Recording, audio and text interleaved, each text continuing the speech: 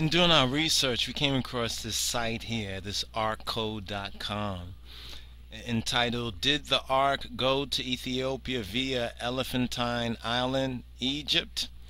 And they said at best, according to the people who author this so-called website on Ethiopia and the Ark, they said at best, according to them, Ethiopia has only a copy, and the reference is the nonsense claim that the Ark of the Covenant would be revealed to the world on Friday, June 26, 2009, and then the latest update came through where it's all about some misquote of the Ethiopian Orthodox Patriarch Abuna Paulos in an Italian newspaper report based on when he went to visit Pope Benedict, you understand, and all this talk about the Ark basically came out, and they call this a serious analysis of previous Ethiopian claims. As you can clearly see, Ethiopian is misspelled.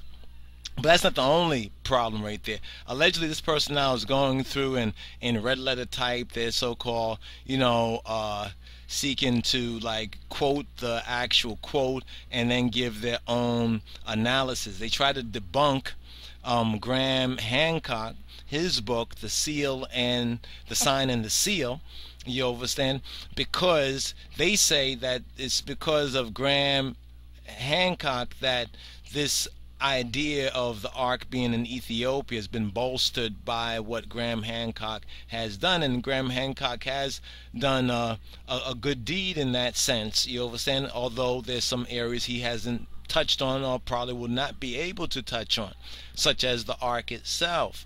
Now they said that this belief was given that credence by Graham Hancock. What they failed to recognize, the fact of the Ark of the Covenant being brought by the will of the Almighty, by the will of Yahweh to Ethiopia, was all part of his will. You understand? It was in God's will that these things be done. That's why we often state, and affirmatively, even for exclamation point, that the Ark of the Covenant was not stolen. That is a lie. It is a lie that the Ark of the Covenant was stolen. So every time you hear that the Ethiopians or Menelik or the Queen of Sheba stole the Ark of the Covenant, you need to rebuke that as a lie. You understand, and to present proof on that. I'm talking about actual proof, whether from the scrolls like the Kibbutz and the Guest or from any other scrolls that say that this happened. That's a part of the lie that has been mingled with the truth.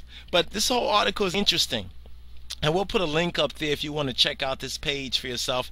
It's very interesting, you understand, going over it. But we noticed something as we went to the end of the article. At the end of the article, the last paragraph we're going to touch on, where it says, "This is evidence that copies," now they want to try to say, well, at best, because they began it off in the subtitle that at best Ethiopia only has a copy, even though it's clearly stated, you understand, from such a time, even in the Kibbutz and the Guest, that it's not a copy, that the copy was what was left.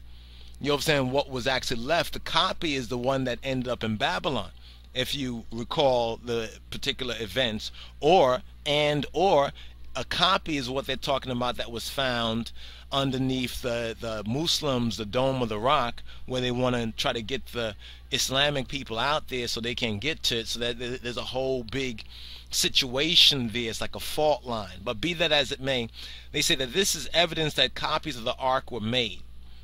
One of these may be found, may have found its way to Elephantine Island, which lies in the middle of the Nile near Aswan, Egypt, a Jewish colony. You see, they like to say Jew. This is another point that we have to rehearse with y'all. Whenever you see this Jewish thing, you understand?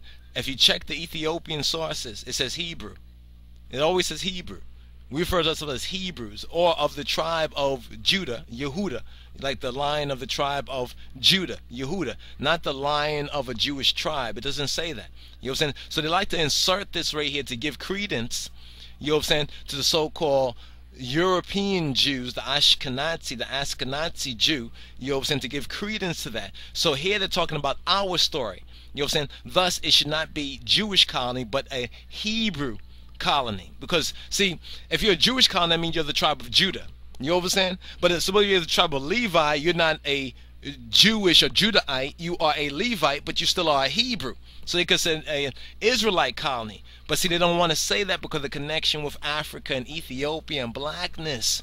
You know what I'm saying? There's an overwhelming preponderance of evidence. But here they say a Jewish colony there built a copy of the first temple during Manasseh's reign. It was destroyed around 410 BCE, but an Ark copy might, notice the words, might have found its way to Ethiopia. Why wouldn't Jeremiah want the real Ark taken to Elephantine? In other words, he's trying to say this is up to Jeremiah. By the time Jeremiah's time came along, you have to understand this, Jeremiah's time came along, the Ark already had been relocated to that Ethiopian Hebrew, to that remnant of the Beta Israel in Ethiopia. But now they're trying to make this up to the prophet Jeremiah. But we're going to get into this. It says, why wouldn't Jeremiah want the real Ark taken to Elephantine? No legitimate Jewish prophet, hear the language, listen to the language, no what? Legitimate Jewish prophet. So they are illegitimate? Would they say that Yehoshua HaMoshiach was illegitimate because who was his father? It obviously wasn't Joseph, according to the story. It wasn't Joseph, so who was his father? So you have to oversee how they put these little key words in here. No legitimate Jewish prophet could sanction what would appear to be the permanent moving of the temple from Israel back to Egypt. It didn't go back to Egypt, it went to Ethiopia. God clearly opposed any movement of Jews there. What are they talking about? And what is the evidence that copies of the Ark were made? Question. As was shown before, Jeremiah 3:16 states, now here's where the rubber meets the road. Look at that quote. They even highlight this quote because they want to make sure that none of y'all and none of us miss it. They highlight this particular quote here. Jeremiah 3:16. Get your Bibles. Jeremiah 3:16 states, the Ark of the Covenant, ... neither shall they miss it. And now here they added bold for emphasis, neither shall it be made anymore. That's their quote. It is the final part of the verse in question that strongly implies copies had been made. So now here's what's very key. If you go to your Bible to Jeremiah 3:16, you can clearly see that they have a bad, you understand, translation or a mistranslation of Jeremiah 3:16 at this Ark code site talking about Ethiopia and the Ark and alleging the Gentiles are running out of breath, alleging, you know what I'm saying, that Ethiopia at best only had a copy or only has a copy. And they misquote the verse in question, as they call it, and to say that it implies, it strongly implies. No, they strongly, Ark code strongly implies. Because if you go to the actual verse, here's the actual verse.